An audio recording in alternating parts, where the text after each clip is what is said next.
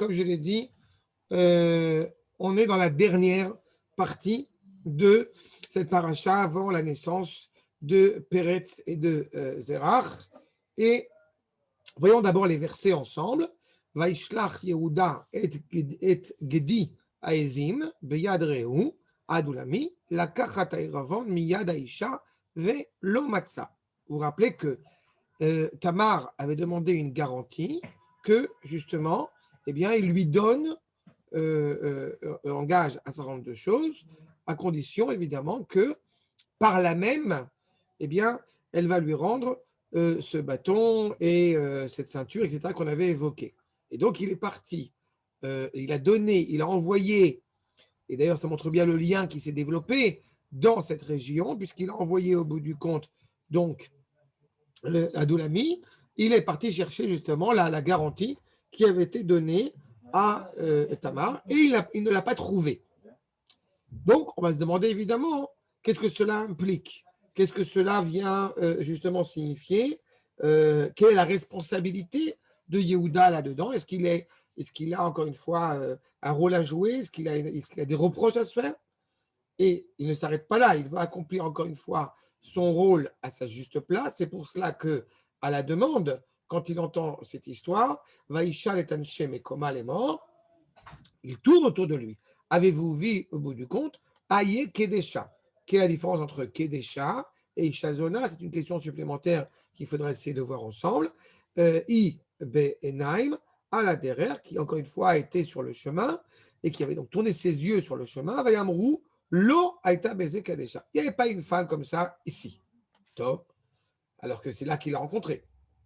Vayashav el Yehuda. Yehuda, au bout du compte, eh bien, répond ou revient.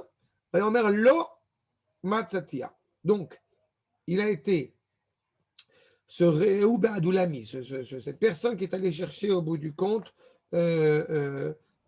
Tamar. Au bout du compte, il est revenu, on pourrait dire bredouille, mais il a fait l'effort d'essayer de rechercher où était cette femme qui avait été décrite par Yehuda comme telle, et il revient vers Yehuda pour lui dire clairement qu'il ne l'a pas trouvée.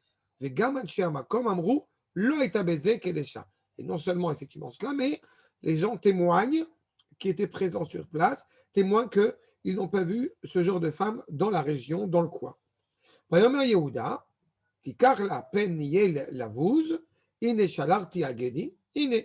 Vayomer Yehuda. Yehuda, il a agi de telle manière pour justement ne pas la mettre en porte-à-faux. Il a envoyé ce gdi. Il a fait ce qu'il avait à faire, il a fait ce qu'il a promis. Vata lo matzata. Et toi, au bout du compte, eh bien, tu ne l'as pas trouvé. Pour l'instant, on ne parle pas, absolument pas d'intimité entre Yehuda et cette femme, mais met juste en évidence le fait qu'effectivement, semble-t-il, est une Isha Kedesha et qu'il a une redevance vis-à-vis d'elle et qu'il lui donne. Mais il ne se doute absolument pas, évidemment, qu'il s'agit de Tamar, sa bru. Vaïkini Shlosh Chodashim. Donc, il y a 3 mois qui passent, à peu près 3 mois, ni Shlosh Chodashim. Vayagad le Yehuda, les morts. Eh bien, au bout du compte, Vayugad le Yehuda, on vient annoncer à Yehuda que Zanta Tamar Kalatecha. Elle n'est pas, on dit qu'au bout du compte, elle a commis quelque chose d'absolument terrible, Tabru, Vegamine, Ara les Nounim. Le fait que Zanta Tamar, on peut le comprendre, mais le fait qu'elle puisse avoir au bout du compte, qu'elle peut être enceinte, et semble-t-il de Znounim, donc de plusieurs bébés en elle, évidemment, cela pose un gros problème, mais c'est assez surprenant, puisqu'a priori, une femme prostituée va faire en sorte de ne pas avoir des enfants. Donc on est très surpris par cette réalité-là aussi. Vayomer Yehuda, Otziwa vet Yisaref. Sortez là, le jugement va être prononcé et qu'elle soit brûlée. Il ne s'agit pas réellement d'être brûlée, mais d'avoir une trace brûlée sur son visage pour cet acte qu'elle a commis, sans savoir qu'il s'agit en fait de Yehuda. Il n'est pas du tout au courant que c'est avec elle qu'au bout du compte, elle a eu cette intimité. Ou Motset, Veishalcha El Chamia, les morts, Leish Asher Ele Lo Anochi, Era. Elle ne dit pas, comment dirais-je, haut et fort, que le seul responsable que, justement, qui a commis cet acte avec elle, c'est lui-même, c'est Yehuda. Elle lui dit simplement, elle lui envoie, on la sort, et elle envoie à son beau-père un message en disant que l'homme avec qui elle a eu au bout du compte cette intimité, avec qui elle est tombée enceinte, c'est l'homme qui a ces trois éléments qu'on connaît. Akerna, Lemi, Achotemet, Ve'aptilim, Ve'amate Aele. Regarde bien, je t'en prie, pour mettre le jugement à juste place, eh bien, que celui à qui appartient ces trois éléments, le bâton, la ceinture, etc., et le sceau, eh bien, c'est à lui, au bout du compte, que sont ses enfants. Yehuda, évidemment, les reconnaît, mais remarquerez qu'elle ne l'a pas accusé, elle n'a pas envoyé un doigt accusateur sur Yehuda.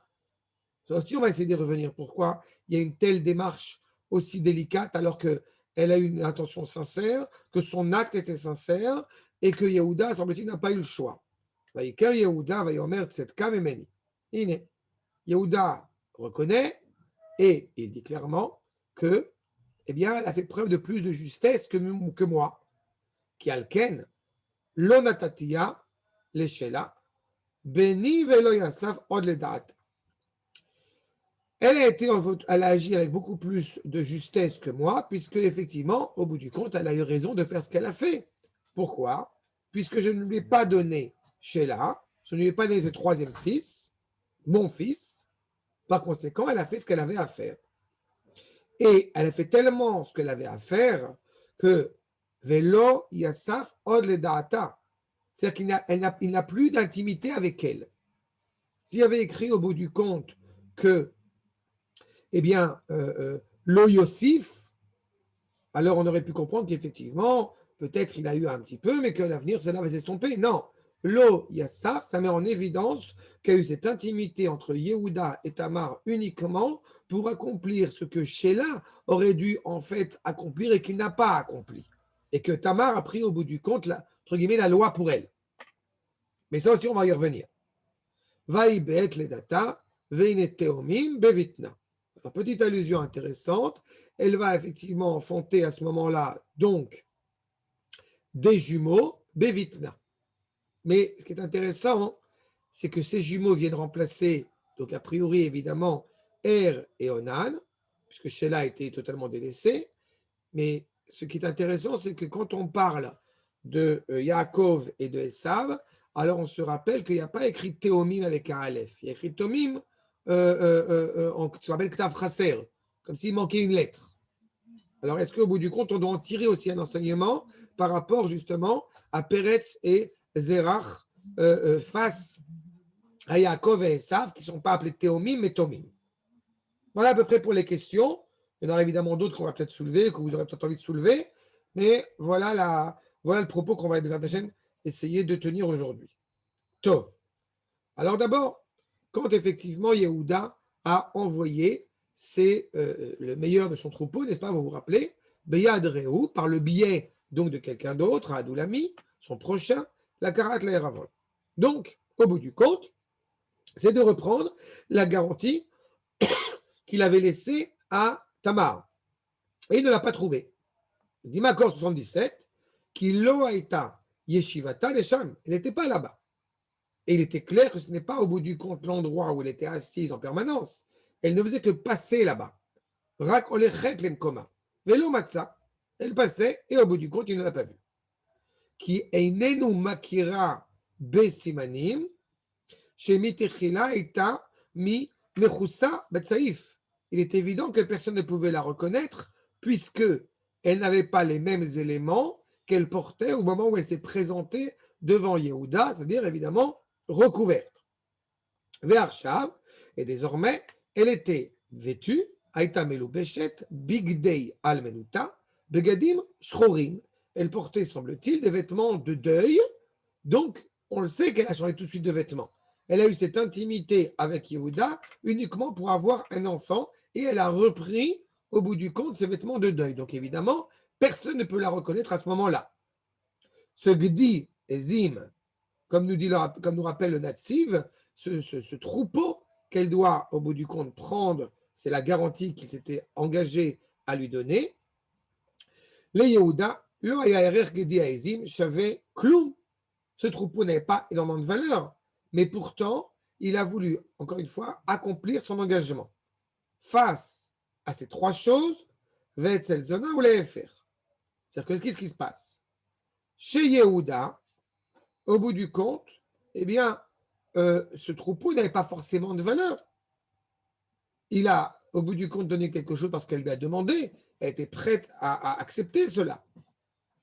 Dame les Zona, et Shlosha, Devarim Elu, face à ces trois choses qu'elle a prises. Veneketiv, Gedi Ezim, Veloketiv, Gedi Ezim.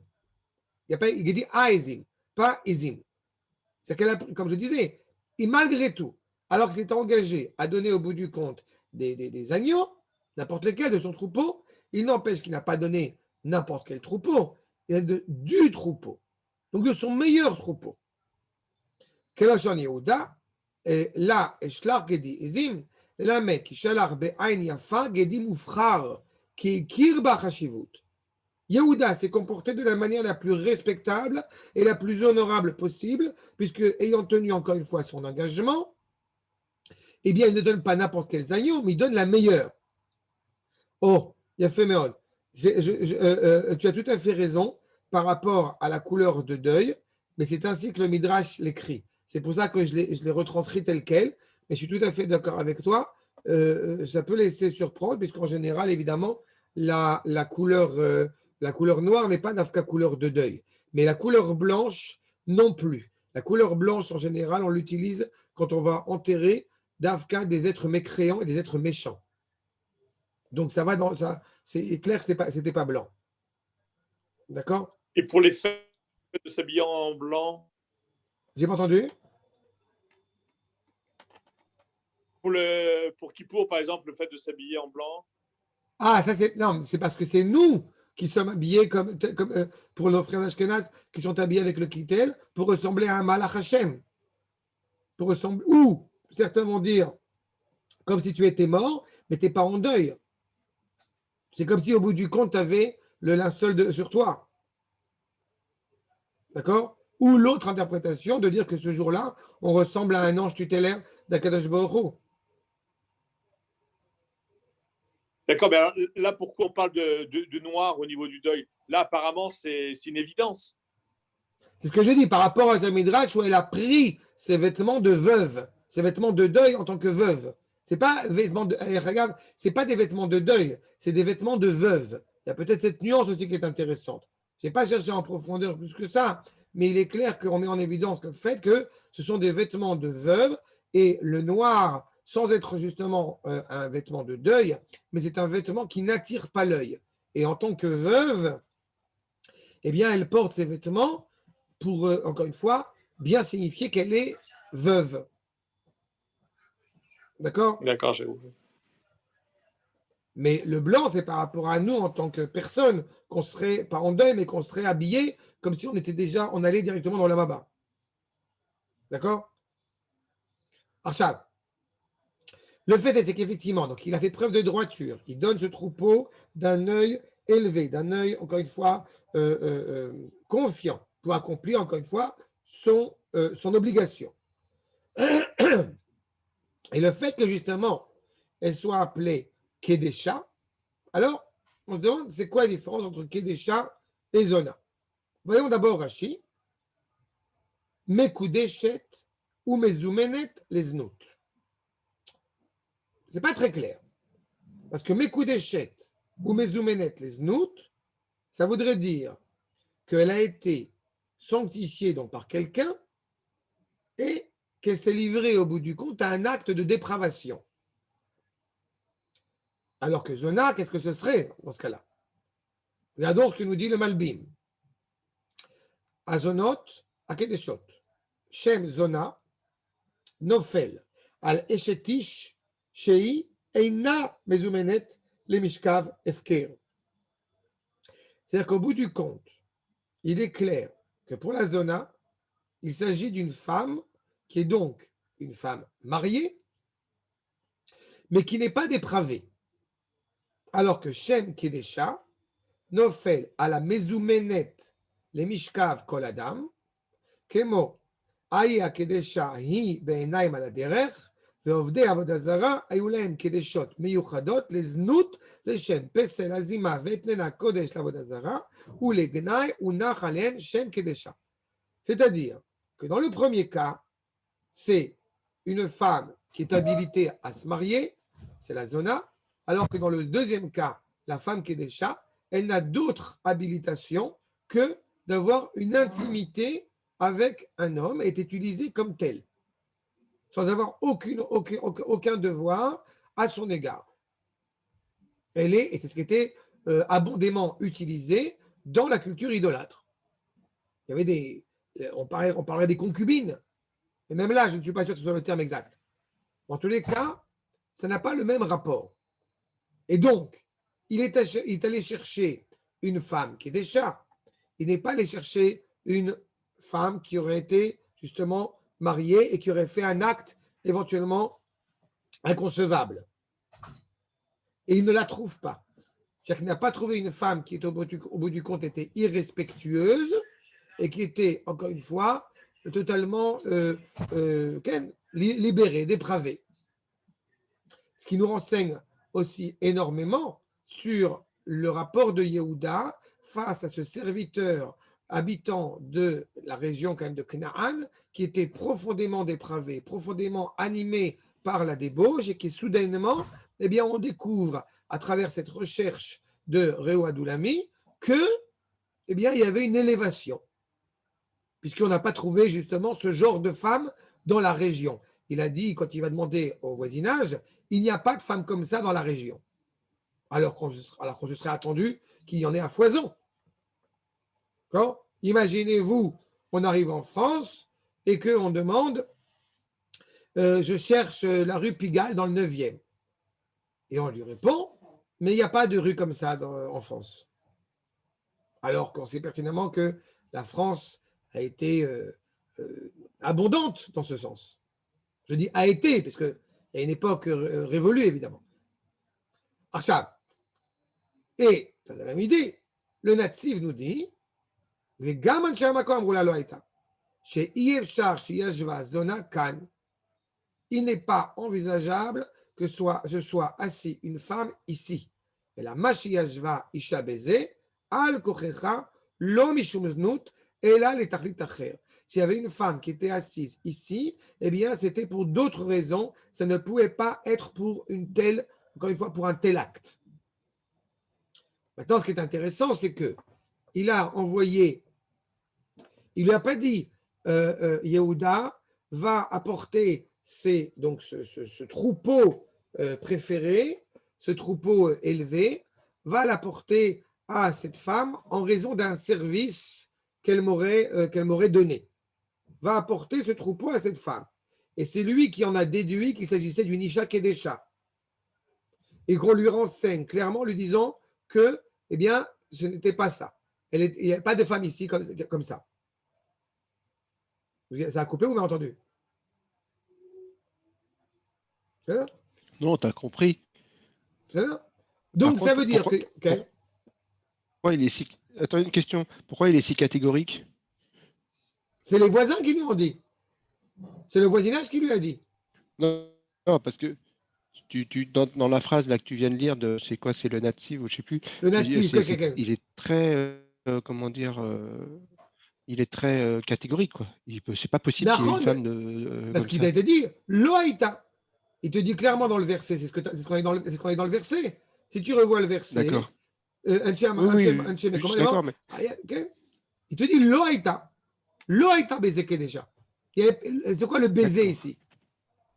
Tu aurais pu dire Loaïta Kedesha Kan, mais tu dis il y avait une femme ici. Ils ne remettent pas en cause le fait qu'il y avait une femme ici, mais qu'elle n'était pas Isha Kedesha. Et que si elle était là, c'est qu'elle avait certainement un autre rôle à jouer, mais certainement pas celui-ci. D'accord? Maintenant, encore une fois, Yehuda, d'un côté, veut accomplir la mission qui est la sienne. On lui dit, par le biais de ce Adoulami, qu'il n'y avait pas de prostituées donc ici, il n'y avait pas de femmes dépravées ici. Et malgré tout, ce qui inquiète Yehuda, c'est de ne pas manquer de droiture. il s'est engagé à faire quelque chose, il veut accomplir encore une fois, ce en quoi il s'est engagé. Aktav Kabbalah nous explique de la sorte, justement, peigner les bouses. Lo chashash Yehuda alaznut. Il n'a pas craint de cela. Ki kedesha lo nesra rak b'shenatna Torah. À partir du moment où cette femme est ouverte, c'est à partir d'une culture, elle sera formellement interdite après le don de la Torah. Aval kodem matan Torah, gvar katav Rambam, aya adam pogea isha beshuk, im ratzahu, ve inoten la srara, ou boelota, al em aderer veoler. Le Rambam a dit clairement qu'avant justement le Matan Torah, eh bien, s'il rencontre une femme dans le chouk et qu'il la veut, il peut lui donner une somme, avoir une intimité avec elle et continuer son chemin. Donc, il ne craignait pas cela. Encore une fois, le fait qu'il n'ait rien dit, c'est un petit peu sous-jacent. Le fait qu'il dise à son serviteur, va apporter telle somme ou tel troupeau à cette femme, il comprend qu'il a eu une intimité avec elle. Et cela était légitime, encore une fois, dans la société de l'époque. Donc, il n'est pas inquiet de cela. Il ne l'a pas prise. On avait dit qu'il l'avait prise. Il y avait un souffle qui lui avait dit, l'avait ramené à cet instinct-là. Donc, il était obligé d'aller avec elle. On l'avait expliqué. Par la parole d'Akadosh Baruch Hu lui-même. Encore une fois, ça ne peut s'adresser ce genre de propos que à Yehuda. C'est un exemple dans une dimension totalement différente de la nôtre. Il n'empêche que même ça, au niveau de la légalité, cela aurait été autorisé, puisque encore une fois, c'était avant Matan Torah. Vegam la'achar Matan Torah, en lav dekatcha me'atorah, rak shei erva alav, ad she'en kiddushin tofsin oba. Et il est évident que, même après le don de la Torah, si effectivement, eh bien, il a une intimité avec elle, puisqu'elle était prétendue comme prostituée, il est évident que c'était un problème, mais de toute façon, il n'aurait pas été considéré comme marié avec elle. Velo bepanouy im apnouya. Et pas encore une fois d'un célibataire avec une célibataire. N'est-ce pas? Puisque, encore une fois, il est clair que c'est un acte problématique. Mais on est en train de voir qu'avant le Matan Torah, de toute façon, cela n'est pas du tout problématique. Et qu'après Matan Torah, même s'il est problématique, il n'a aucune responsabilité à son égard. C'est-à-dire que justement, il a juste l'envie de rendre son dû. Et c'est faire mitzvot assez. Ou bechinour, pareil. Veleze lo chashash, dans le Sefer HaChinour. Veleze lo chashash Yehuda rak à la bisayon. Il y a une certaine honte qui s'est dégagée malgré tout, parce que des gens, encore une fois, quand même d'un certain niveau, d'une certaine échelle, de certaines castes, qui anshe ma'ala, ayu nimnaim gam mize. מצד מוסר שכלי, כי לא נאה לעשות פירות, לא לאמור שלא יהיה זרעו מיוחס אחרי אביו. Malgré tout, encore une fois, quelqu'un de respectable, et donc il avait une certaine honte par rapport à cet acte, il s'empêcherait de faire un acte pareil. Mais encore une fois, avec toute la problématique qu'on a évoquée, et l'invocation divine qui l'a poussé à faire cela. Le fait est, c'est que malgré tout, à la rigueur, il aurait pu s'enfuir et il aurait pu justement ne pas rendre son dû. Mais il a insisté pour essayer de retrouver cette femme. Pas encore une fois, par honnêteté. Maintenant, dans le verset suivant, Vayomer Yehuda, tikach la. Il insiste. Tu vas lui amener malgré tout, encore une fois, ça. Quoi cela? Shelosha iye shela mashebe yada. Il est clair que tu vas lui prendre au bout du compte, tu dois lui prendre ces trois éléments-là qu'elle a en sa possession contre son troupeau. Je veux faire preuve, encore une fois, de cohérence. Peigner la vouse, im tevakshena, oded idparsem adavar, veye gnaï. Encore une fois, la problématique qui va s'inscrire derrière, c'est que si effectivement, eh bien, ce qui s'est passé devient public, ce sera une réelle problématique, ce sera une réelle honte. Kima alayla asot, oda lehamed varay. Encore une fois, mon rôle de confronter ces paroles. Il y a une affaire qui est en train de se mettre en place. Ine, shalarti agdi azeh. De mon côté, j'ai fait ce que j'avais à faire. les fiches Shirima Yehuda et Aviv, Bigde Izim, et c'est intéressant le midrash de Rashi, le que reprend Rashi. Et là, envoyé, alors on a parlé d'un troupeau qui était élevé, il avait pris sur lui d'envoyer ce troupeau, justement, de moutons, et de la même manière que j'ai trompé Yaakov avec le vêtement de Yosef, comme ça, on va tuer un agneau, chez Idbil, Koutonet Yosef Bedamo, Ramou Gam Oto Bigde Ezim. Et bien, de la même manière que tu as menti quand tu as pris le vêtement auprès de Yaakov et que tu as contrarié Yaakov face à Yosef, de la même manière, eh bien, on t'a menti vis-à-vis, encore une fois, de cette garantie que tu souhaitais amener à Tamar. Une sorte de réparation, Mida Keneged Mida. Et cette honte, il souhaite faire ce qu'il a à faire, mais il est prêt à la prendre, il est prêt à la prendre sur lui, en fait. C'est ça qu'il est en train de nous dire. Il a accepté le châtiment, il a accepté la réalité dans laquelle il se trouve, encore une fois, par une volonté de poursuivre bien, son cheminement. On était parti, c'est pour ça que j'avais commencé avec cela le premier cours. On est parti de Hervé Ronan et on est en train, au bout du compte, de corriger tout cela, de revenir à quelque chose de beaucoup plus cohérent. Et le fait qu'effectivement, dans ce processus de Teshuvah, eh bien, il y ait la reconnaissance de la faute, alors qu'elle lui a été infligée, qu'elle lui était obligatoire, eh bien, il n'empêche que c'est déjà l'évocation, justement, d'un réveil, d'un retour. Donc, le Gourari, sur le Maharal de Prague, le Maharal de Prague sur ce Rashi, Yela Shebeyada, nous explique le Maharal. Yela Mashebeyada, il a repris Rashi, il explique le Rashi, Lo She'arshav Tikachotam. Il n'y a pas écrit, justement, et c'est intéressant, elle a ces trois éléments en elle. Le bâton, le seau et la ceinture. Ce n'est pas que tu vas la prendre d'elle. Loche arshav tikachotam, d'Arilon Atanla arshav klum. Il lui a rien donné maintenant. Et là, iela le chalutin mashebeyada. Tu lui laisses clairement, vous voyez l'implication du propos du Maharal, tu lui laisses ces trois éléments-là. Tu ne lui prends pas. Je ne veux pas lui faire honte. Je ne veux pas lui faire honte. Je ne veux pas qu'il y ait une honte qui soit dégagée de cela. Des Zéadraba. Des Yotertov, chez Loye Beyada, Chotmo Veshar Devarim Elu, chez Loya Kiru Otam. C'est-à-dire qu'au bout du compte, je ne veux pas que se crée une honte. Ce n'est pas que tu vas lui prendre, mais si tu lui as rien donné en échange, mais tu vas lui donner les agneaux pour reprendre cela. Au bout du compte, je ne veux pas qu'il soit entendu que j'ai menti. Donc, dans cet échange en train de se mettre en place, la volonté de Yehuda, c'est d'être droit.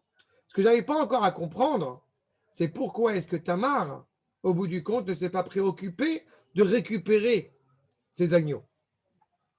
De la part de Yehuda, on a compris. Mais de la part de Tamar, ce n'est pas clair. D'abord, pour confirmer ce propos, quand on nous dit justement « Ine shalarti », c'est la suite du verset, le rassurno « Lo shikarti bemunati ».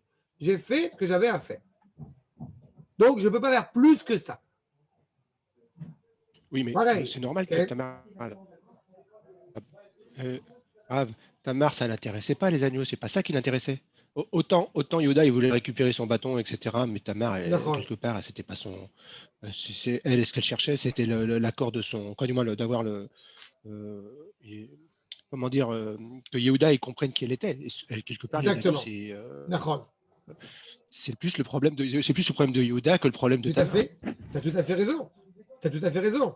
Mais au bout du compte, c'est ce qui est en train de ne pas comprendre Yehuda. De son côté, il veut faire ce qu'il a à faire. Oui, ça, oui. Oui, bien sûr. Tamar va se découvrir après là-dessus. Oui, lui, il est dans son ignorance. D'accord. Regardez le Natsiv. Pareil. Iné shalarti. Veoter misé, eni mechouyav. Donc, on ne peut pas imputer à Yehuda clairement une faute.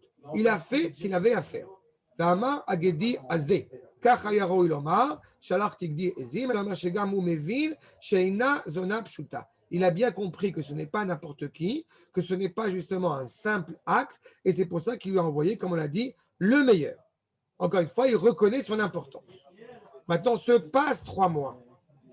Quand on dit qu'Eme Shlosha Chodashim, ce n'est pas qu'Eshlosha Chodashim. Qu'Eme Shlosha Chodashim, eh bien, ça veut dire que Roubo, va nous dire Rashi, Roubo shel Rishon, ve Roubo shelo Acharon, ve Emtsae Shalem. Donc, on a réellement, au bout du compte, 2 mois et demi qui sont passés. Et la shon qui est Mishlosh Chodashim, qui est Ishtalesh Achodashim, Kemo ou Mishloach Manot. Donc, vous avez au bout du compte à peu près 3 mois. Et c'est intéressant parce qu'au bout du compte, on sait pertinemment que traditionnellement, eh bien, on n'annonce pas forcément que notre épouse est ou non enceinte avant 3 mois. Aux proches, peu importe ça. Donc, il y a une sorte, au bout du compte, quand elle va être dans son coin pendant ces 2 mois et demi, presque 3 mois, elle est en train de mettre en place, au bout du compte, la descendance de Yehuda. On comprend aussi, du coup, pourquoi est-ce qu'effectivement, elle s'est recouverte comme veuve, puisque son seul objectif était, je le rappelle, d'avoir une descendance de Yehuda. Et pourtant, Yehuda, en apprenant qu'effectivement, eh bien, donc Sabru, sans savoir à ce stade-là qu'il est le père, en pensant que Sabru s'est comporté de manière dépravée, eh bien, il ordonne de la brûler. Pourquoi la brûler? Pourquoi pas, je ne sais pas d'autres jours, mais pourquoi la brûler? Ça nous dit le Rachem Akadosh, Atam hu, Mishum de Beddin, Shel Shem, Gazru al Znut, Im Haumot, Keomram, Be'avodazara Daf Lamed Vav, ou Mishma, Afilu En Shamisur Erva, même s'il n'y a pas d'interdiction, qu'elle n'est pas interdite, lo asura les Bnei Noach, velo asura les Israël, et même pas Israël à ce moment-là, Afal Pichen, Gazru Alea. Il y a un décret sur elle d'un point de vue juridique que tel est son châtiment alors qu'elle n'est pas interdite dans cet acte. Veulai, qui masoret aïta beyadam, ligzor gzerot velaharog a over à la gzera. Donc même si effectivement, a priori, ce n'est pas interdit, il n'empêche qu'il y a une tradition, semble-t-il, qui dit que, eh bien, on va tuer celui qui transgresse ce décret. Ve'en ba gam ken isur erva, ki kalato muteret le ben noach. Si effectivement elle est permise en tant que zona, il n'empêche que si effectivement elle est interdite en tant que zona, elle n'est pas interdite en tant qu'ayant avoir une intimité avec un ben noir, avec un ben Israël. Mais ceux qui effectivement, si une femme a commis donc plus qu'avoir une intimité avec quelqu'un, mais donc l'a commis entre guillemets contre une rétribution, eh bien il est évident qu'elle pourrait donc être brûlée pour bien marquer le fait qu'elle s'est mal comportée. Seulement là, il n'y a même pas d'interdiction aux yeux de la loi, puisque au bout du compte, c'est la fiancée, la bru, la belle-fille, qui a une intimité avec son beau-père.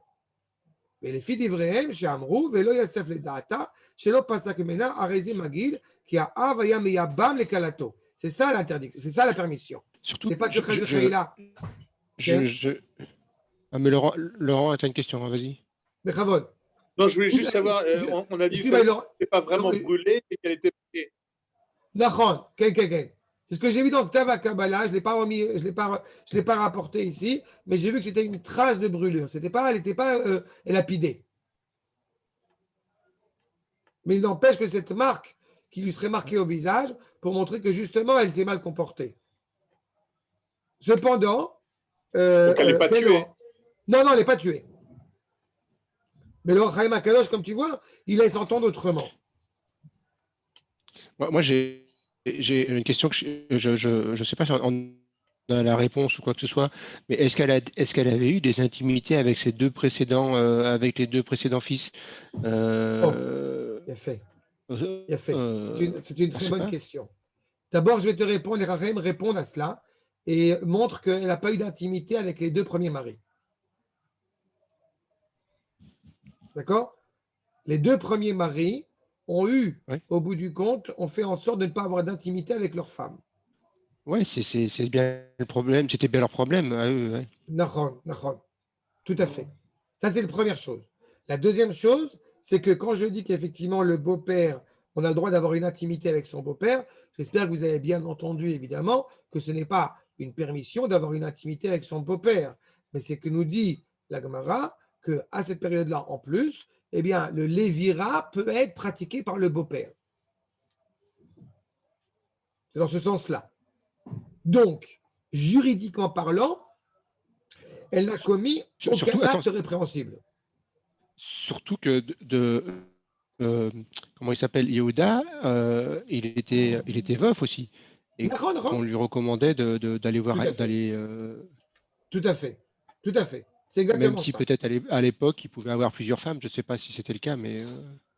Oui, il aurait pu avoir plusieurs. Mais il fallait, de toute façon, la question ici est encore moins posée, puisque de toute façon, il était veuf. Et qu'on a rappelé dans le verset qu'elle était décédée. Donc, si la Torah a jugé bon de le rappeler, c'est pour montrer que justement, il est veuf et que c'était permis. Mais encore une fois, tout ça est orchestré par une image qui semble très étrange. Et quand, comme je vous ai dit, c'est pour ça qu'on creuse. Et quand on voit au bout du compte à l'intérieur, on voit la précision, encore une fois, du propos qui est tenu. Et pourtant, il veut la brûler malgré tout. Alors, on se demande pourquoi est-ce qu'il veut la brûler. Pourquoi elle a brûlé plus qu'autre chose? Eh bien, en fait, nous répond le Midrash, Talmido shel Rabbi Meir, Amar Mishum Rabbi Meir, Bito shel Shem Aïta. Tamar n'est pas n'importe qui. Tamar était dès le départ une personne qui était justement, elle a été nommée, qui était réparée moralement et qui se trouve être donc la fille de Shem, c'est-à-dire Malkitzedek, c'est-à-dire le Kohen. Celui qui sert à Kadosh Baruch Hu à Shalem, n'est-ce pas, avant que la ville soit reprise par Abraham. Donc, comme on le reconnaît, si la fille de quelqu'un qui a le rôle de sacrificateur, Bat Ish Kohen, qui a commencé à faire au bout du compte un acte de prostitution, eh bien, elle sera brûlée par le feu. Et dans ce cas-là, eh bien, où on va sur l'octave à Kabbalah que j'ai vu, qu'effectivement, qui dit que c'est simplement une brûlure, mais d'autres diront carrément, elle est vraiment lapidée. En tous les cas, c'est pour cela que, donc, Yehuda demande qu'effectivement, si tel est le cas, alors il faut la brûler. Les fichach, otsiwa, ve tisaref. Et je répète, pour que ce soit bien clair, il n'a pas dit de brûler cette Isha qui est des chats. Il a dit de brûler Tamar. Parce qu'il ne sait pas, au bout du compte, que c'est avec lui qu'il a eu lieu cette intimité. Et que son intention était profondément cohérente et logique. Okay, et profondément authentique. Donc pour lui, cette femme qui était donc sa bru a une intimité avec un autre homme, donc a priori, elle est, puisqu'elle était promise en tous les cas à quelqu'un et qu'elle a fait cet acte répréhensible, donc elle doit être brûlée puisqu'elle ne peut pas se remarier. D'accord ? C'est quand même un peu, je veux dire, fou, parce qu'à partir du moment où lui-même, il n'a pas comment dire, il n'a pas répondu favorablement à son attente, c'est-à-dire qu'il devait lui donner son troisième fils, il ne l'a pas fait, et maintenant il va lui dire, bah ok, elle n'a pas respecté les règles, mais lui non plus n'a pas respecté les règles, donc c'est un peu... Mais il aurait dû, a priori, tu as raison, gros, non ? il aurait a priori donc dû venir lui dire, écoute, je ne peux pas accomplir mon engagement, tu es libre, tu es libéré de l'engagement. Je te libère. D'accord. Et on va voir, on va y revenir dessus. Veim Tomar, Yehuda naïm mechayev srifa, sharei kalato eita, ve abal kalato besrifa, ela, yesh lomar, minageya bedoram shel, bedoram kol gadol meyabam, ואם הבן הקטן אהב מייבם, והיא לשם ייבום נתכוונה להיבהל. On voit bien encore une fois dans les propos du Chizkuni que son intention était donc clairement de recevoir le Lévira de son beau-père. Donc, par conséquent, on ne peut pas accepter l'idée, encore une fois, qu'elle soit brûlée. Mais tout cela, encore une fois, quand cela sera connu par Yehuda, que effectivement, eh bien, Tamar, c'est avec lui qu'a eu cette intimité. Tant que cela n'est pas connu, il semblerait qu'elle ait commis un acte répréhensible. Et c'est comme ça que ça lui est présenté. Zanta, Tamar, Kalatecha. On ne lui a pas dit au bout du compte, d'abord personne ne le sait, mais on lui dit clairement que donc Tabru a commis un acte répréhensible. Uchet la shamaim, shei share ishomeret yiboum. Mais à partir du moment, et c'est là où c'est encore plus intéressant, pour reprendre ta question Stan, à partir du moment où elle a commis cet acte, elle n'est pas jugeable physiquement. C'est vis-à-vis d'Akadosh Baruch Hu que c'est un problème. Mais vis-à-vis de son acte, il n'y a aucun problème. elle est veuve. Donc c'est un engagement, mais de toute façon, il n'est pas pensé. Mais Cholmakom lo halal dato, chez Beret me Yehuda ve'alken izona. C'est ce qu'on a évoqué depuis tout à l'heure. Mais vous voyez que, encore une fois, l'abondance des Chachamim vont tous dans ce même sens. Ne sachant pas que c'est avec lui, donc par conséquent, Izanta. Et donc, on se demande malgré tout, mais comment se fait-il, si réellement Zanta, comment se fait-il qu'elle a des enfants? Le Meshech Chochma, le Rav Meir de Dvinsk, Aïnian Amrinan, Isha Zona mitapechet umazne kede shelo titaber. La femme qui fait cet acte-là se met de telle position pour ne pas tomber enceinte. Et elle ne fait aucun acte qui, au bout du compte, va l'amener à être enceinte. Entre guillemets, c'est son métier. Val sheken, sheina osapeula leitaber. Et Tamar, voilà la question que tu m'as demandé tout à l'heure, Stan. Mais Tamar aïta betula. Tamar était une jeune femme. Ou betula, eina mitaberet mibia rishona. La première semence ne va pas forcément enfanter la jeune femme. Donc on voit que tout ce processus-là, encore une fois, est en lui-même spectaculaire. Puisque Yehuda a une intimité une fois, pour la première fois, pour Tamar, et de cette intimité vont sortir deux jumeaux. Bon, on avait la même chose avec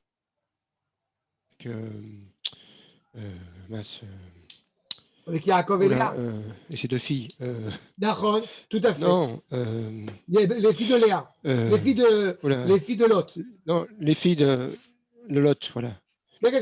Les filles de Lot, tout à fait. Exactement. On était dans la même lignée. Ouais. C'est la même lignée directe, comme tu le sais. Je vais avec vous, comme on l'a déjà évoqué, on voit ensemble toute la lignée au bout du compte du Mashiach. C'est la même problématique. D'accord? En tous les cas, donc, Zanta Tamar, le Malbi. Aïta Sheela, Im, Piterota Mina Iboum, Vedina Kepnouya. C'est la vraie question. S'il l'a libérée comme étant une femme profondément libre, dans ce cas-là, il n'y a pas de question à se poser. Mais s'il ne l'a pas libérée, alors effectivement, eh bien, il la juge. Ve Yehuda et Shiv, chez l'Opitra Mina Iboum, Vetsiva les Serfa. Et c'est très simple. C'est écrit dans le verset lui-même. On n'a pas dit Zanta Tamar. On a dit Zanta Tamar Kalatra. Donc, si elle est reconnue clairement comme étant encore la bru de Yehuda, donc elle n'a pas été libérée de cet engagement. Et par conséquent, Tsiva les Sarfa. Kefi minag bnei Shem az, aïta askuka, ke'eshet ish. Ve aya beyad Yehuda leibama be'atzmo olitna leshela. Qu'est-ce que Yehuda aurait dû faire? Ou lui apporter le Lévira par lui-même, ou par Sheila, encore une fois, pour amener Zera la Métine, pour ceux qui sont décédés. Alken Amar, et car Yehuda avait un mère Tzadka Emeni. Mais en fait, quand Tamar, au bout du compte, elle a pris les devants, eh bien, elle a fait le devoir de ce qu'aurait dû prendre sur lui Yehuda. N'est-ce pas? Au bout du compte, c'est pour ça que Tzadka Emeni, qui Alken, lo natati aleshela beni, je ne lui ai pas donné mon fils, Retson Olomar. Shema shenotati aleshela beni, ayem mipnei shichlateti bedarati libama me'atzmi. Yehuda connaît la loi. Donc, s'il ne lui a pas donné Sheila, c'est qu'il avait envisagé que de faire lui-même cet acte de Lévira. Léphizé, Aïta Skoukati, Lo Skoukat Beni. Par conséquent, elle avait besoin de moi et pas de mon fils. Ça veut dire que l'intention de Yehuda était clairement, justement, d'épouser Tamar Lechatrila, que Tamar avait clairement pensé d'aller avec Yehuda Lechatrila, mais que les deux, au bout du compte, ne se sont pas rencontrés, si ce n'est par voie divine. Et donc, ce qui se passe à la fin, comme on dit, tout est bien qui finit bien. Velo la kartia techef. Je ne l'ai pas pris assez vite. Aya ole mimeni, vaya la tzedaka la sot arema azot. Donc, elle est tout à fait légitime d'opérer cette manipulation qui peut sembler, encore une fois, incohérente et illégitime. Donc, elle avait raison. Elle a eu raison de faire ce qu'elle a fait et de la manière dont elle a fait parce que je ne me suis pas empressé, moi, de faire ce que j'avais à faire. Le Rav Sforno, Afalpi, chez Ibaïla Bemirma, bien qu'elle soit clairement venue avec moi de manière mensongère. Vani lora eti aklal ki shalachti agdi michol makom. Elle avait raison, c'est pas Stam que la fin justifie les moyens, mais elle avait raison puisque la finalité est bonne et parce que même le moyen au bout du compte qui aurait dû être utilisé était juste, était légitime. Veratsu il a Elit Bar, c'est souhaité aux yeux d'Akadosh Baruch Hu, Shei Kiyum Azera, qui elle assure l'existence de la descendance donc de Yehuda, Loleana Tatsmo, pas encore une fois, Lola Tatsma, pas encore une fois par plaisir personnel. Sharei Chazra le Almanuta, elle est redevenue veuve tout de suite après. Teref Yoter Mimash et Tzadakti, I Ani Bekiyum Emunati. Plus que ce que moi j'ai agi encore une fois avec droiture, elle aussi a agi avec énormément de droiture. Shaita Kavana Bolir Vodi, elle agit en mon honneur. Vela Sigarvuni, Shutachlit Nifsad, Ve Garua. Encore une fois, elle m'a demandé presque rien et elle a gardé au bout du compte ces éléments. Mais on peut se demander malgré tout, pourquoi est-ce qu'au bout du compte, eh bien, elle ne lui a pas rendu ces éléments-là, en tous les cas, aux yeux d'Yehuda, pourquoi est-ce qu'il lui a pas directement proposé cela? De lui rendre ces 3 éléments.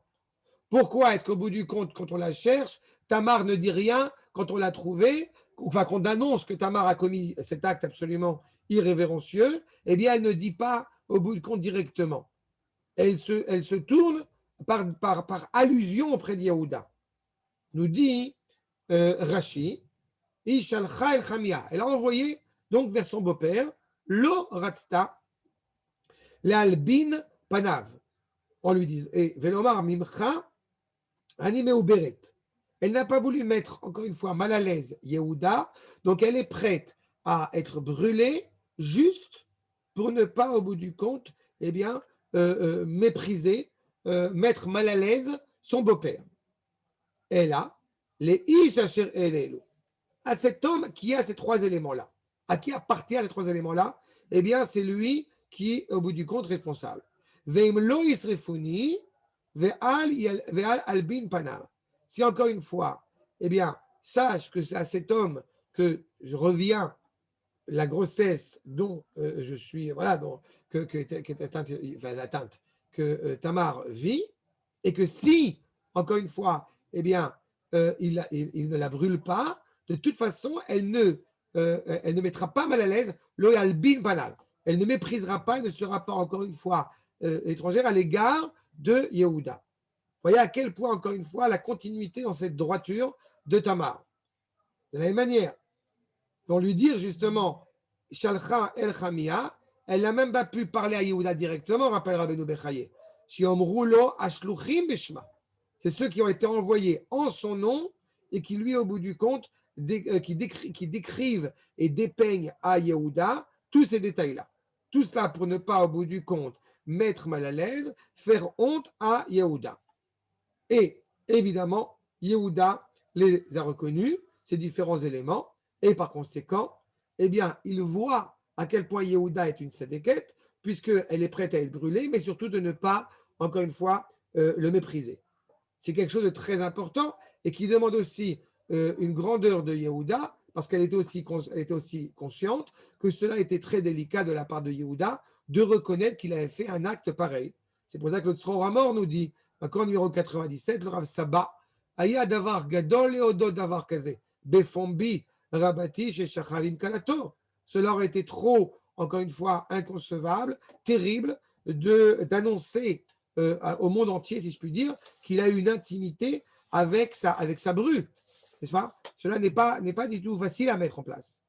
Et donc, eh bien, ce comportement de Tamar a tellement de valeur et tellement important que quand on va parler de faire attention à de ne pas mépriser, de ne pas faire honte à son prochain, eh bien, on va tirer l'exemple pour toutes les générations de ce comportement absolument exceptionnel de Tamar. Ainsi, le Rav Kook, dans son commentaire sur la Gemara dans le traité de Berachot, Amar Rav Mishum Rajbi, Noach lo le'adam, shi'apil atzmo letorkiv shanaesh, il est préférable que quelqu'un tombe au bout du compte dans la fournaise que velo yalbin et pene chavero, de ne pas faire honte à son prochain en public. D'où tu apprends ça? mitamar, shenemar, i motsad. Elle a été sortie et elle ne court pas après l'orgueil. Keshem sheredifat hakavod amedoumé, i mimidat oraot. Celui qui est constamment en train de courir après l'orgueil, après le respect, est clairement un défaut terrible. Amotziot et Adam minaolam, qui sort l'homme du monde, qui coupe l'homme du monde, si je puis dire. Car akara amitit shel chaye kavod haenoshi ve'agoal le chaye bizayon isod haolam. De comprendre la valeur et le respect, encore une fois, de l'humanité, de cette dignité humaine, est fondamentalement important, est un fondement du monde. On ne pourrait absolument pas supporter de mépriser, certainement pas en public, quelqu'un, une personne. Qui umeromem et ruach adam. C'est ce respect, cette dignité humaine et ce rapport, encore une fois, respectable qu'on a à l'égard de l'homme qui élève cet homme, qui élève l'authentique respect. Si vous reconnaissez un petit peu de Lévinas dans ce qui est ici évoqué, le Rav Kook a précédé Lévinas. Mais c'est tout à fait dans cette lignée. Le rapport de voir dans l'autre le visage. N'est-ce pas? C'est exactement cela. À Kavod Amiti, Shel Shlemut Vekisharon Emet, le vrai respect, le vrai talent, ce talent de vérité, animé par la sagesse, ou Bedaat Elohim, et la connaissance et la reconnaissance d'Akadosh Baruch Hu, et le respect qu'on a pour lui et pour ses voix, VOIES. Alken, Raoui le Adam, Shiyakir ki erech hachaim omdim be'atzmam. La valeur de la vie prend tout son sens quand on est, encore une fois, capable d'avoir un sentiment, une empathie, un respect pour l'homme. Avec Sheit Lavé, Imam Avdan Akavod Haenoshi, Einon Irshav Lechaim Enoshim. Mais quand au bout du compte, une vie serait accompagnée d'un mépris de l'autre, eh bien, ce n'est pas considéré comme une vie humaine digne de ce nom. Veimki, Yeshnam Gdolé Lev. Mais il y a des gens exceptionnels, chez nos Simbeava Bouz, qui portent en eux, justement, eh bien, qui sont un tel grand respect pour l'humanité, qu'ils sont prêts, justement, à perdre de leur dignité juste pour ne pas mépriser l'autre. Aussi, Alken lo noach le Adam, le abet chayav agashim agufanim. Ces gens-là, ils peuvent perdre leur vie physique, leur vie matérielle. Ils peuvent être brûlés, pour reprendre l'exemple de Tamar.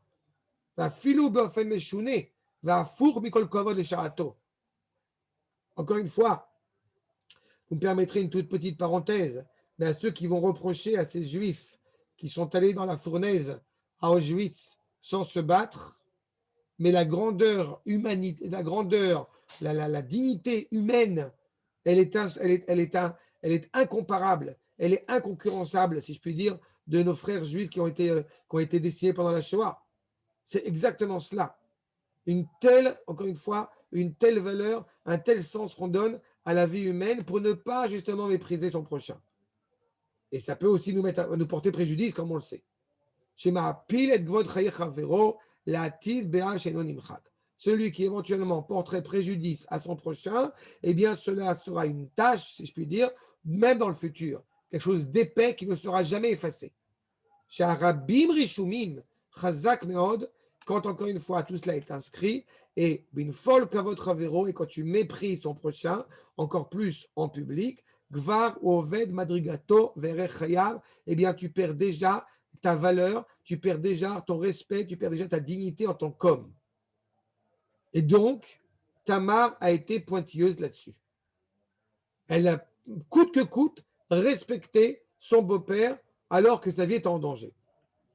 À partir du moment où effectivement il a compris, il a reconnu Tamar, donc effectivement il ne la brûle pas évidemment, non seulement cela, mais il a un respect pour elle, ils accomplissent ce qui se doit d'accomplir, et nous dira Beno Bechaye, Velo Yosef ot la data, achar shekiyem ha mitzvah, il a accompli la mitzvah du liboum, du levira, afal pisha et amuteret lo kol yamav, elle est désormais permise pour lui. Il est veuf, il est tout à fait habilité à se marier avec Tamar, comme cela aurait été le cas pour Sheila de se marier avec sa belle-sœur. Mais malgré tout, il n'aura plus d'intimité avec elle. Il a accompli la mitzvah et il se préserve. וכוונת האומר, ולא יוסיף עוד לדעת, ולא פסק, שמותרת היא לו, ואישה הכנו לו, מן השמיים. Elle lui a été clairement acquise, donc il aurait encore une fois tout à fait le droit de le faire, et discussion entre les Chachamim si vraiment il l'a fait ou ne l'a pas fait. En tous les cas, il est clair que cela est invoqué dans la pureté la plus exceptionnelle. Et au moment où elle va accoucher, Mais justement, je m'excuse, s'il n'était pas veuf, il aurait pu accomplir le Lévira quand même. Oui, mais le fait que la Torah ait insisté pour dire qu'il était veuf, ça veut dire que ça enlève tout soupçon, si tu veux, et toute scorie qu'on pourrait lui adjoindre. D'accord? C'est un plus, mais c'est pas. C'est un plus, oui, d'accord, tu as tout à fait raison. C'est juste. Tu as tout à fait raison. Tu as tout à fait raison, ça aurait été tout à fait permis de toute façon, dans le cas où Sheila n'était pas habilité à le faire. Tu as tout à fait raison. Cela dit, pour les Sfaradim, d'un point de vue de la halakha, il me semble qu'on l'avait déjà évoqué, mais vous savez que pour les Sfaradim, prendre plusieurs femmes, puisqu'on n'a pas pris sur nous le décret de Rabbeinu Gershom, il n'empêche que cela demande la permission de la première femme et les mêmes conditions d'habillement, de bijoux, etc., qu'on réserve à la première femme. Donc de toute façon, ce n'était pas évident. Mais le fait que la Torah insiste pour dire que justement il était veuf et donc il était habilité à se remarier, cela met encore plus en évidence le fait qu'il n'y a aucune scorie, aucune erreur possible. D'accord? Et pour conclure donc sur ce point, eh bien, la grossesse, la naissance arrive assez vite. Tamar enfante donc de ces deux jumeaux, Bet Ledata, ou Berivka ou Omer, nous rappelle Rashi, Vayimalou Yamim la Ledet, la Ala le Meleim, Veka le Chaserim. Elle a, encore une fois, été vite dans l'accouchement. Paratz, on enfreint la frontière. Ça va très vite maintenant. Tout s'est mis en place comme il fallait. Maintenant, ils vont pouvoir justement sortir. Mais qu'est-ce qu'il en sort? Iné Théomim. Malé. Vele Alan, Tomim. Quand on a parlé au bout du compte de Rivka et ses enfants, Tomim sont Aleph. Chasser. Les filles chez Echad Racha, puisque chez Rivka, il y avait Esav et Yaakov. Un qui était Racha, l'autre qui était Tzadik. Donc, c'était des jumeaux, mais il y avait un manque malgré tout. Alors que ici, Aval, Elou, Shneem Tzadikim. Peretz et Zerach sont encore une fois clairement des Tzadikim. Et c'est ce qui est induit, nous rappelle Rashi, par le fait que ce soit écrit Théomim en Ktav Malé. D'accord? Des questions?